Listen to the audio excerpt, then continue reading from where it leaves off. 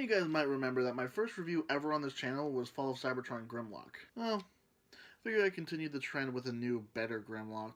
This is Power of the Prime's Voyager class Grimlock, and for me, this is just amazing. This is the Grimlock that we've been needing this whole time. I mean, sure, the Fall of Cybertron was a good stand-in, but like, this just looks amazing. Great head sculpt, big gold chest, got little gold spiky cufflinks. Even the kibble on his back is just so delightfully Grimlock. He has great articulation, nice hard ratchet joints. The only thing I think he really needs is just an ankle tilt, and really, he's fine without it. He has almost everything that a collector would want out of articulation for a figure. He doesn't come with any real weapons, but he does come with these feet, which are feet and nothing else. You can plug them onto his arms, if you must, or you can hold them by this peg, again, if you must.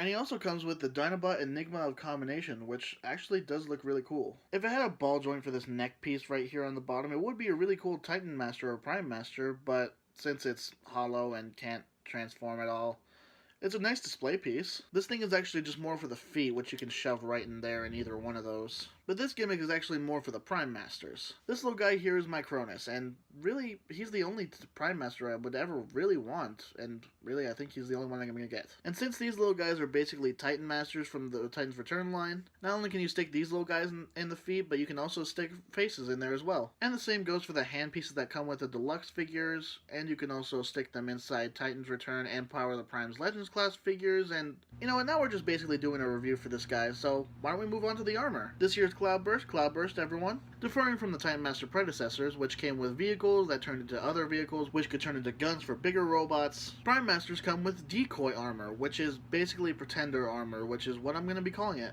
But these are definitely more for Prime Masters. Titan Masters have faces on the back, which can get a little too big for the shell inside there, so certain Titan Masters might get stuck in there, which will cause a lot of problems, and just leave it alone. You can stick the Prime Master right on the back here and turn this guy into a gun for bigger figures, or you can just rip this off here. There's a little peg right on there, and the little decoy armor can use it as a weapon.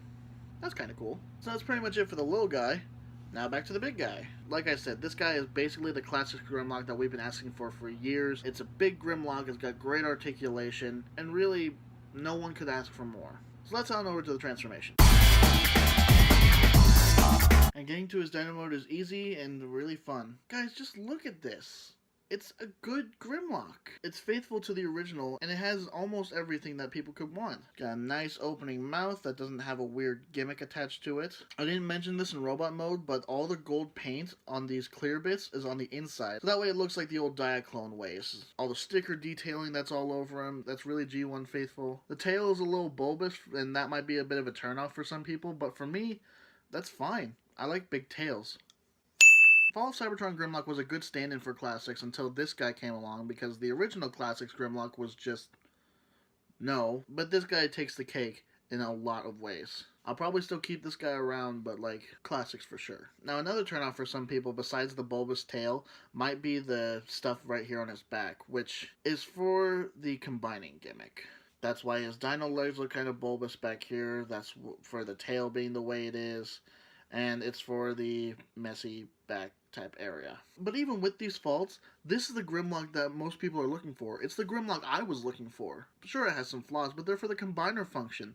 Something that I don't even know if I'm going to be using too often other than a couple times after I get the rest of the Dinobots. I just want Classics Dinobots. And that's what we're getting in Power of the Primes. And they all look really good. So Power of the Primes Grimlock is a bit of an odd fellow.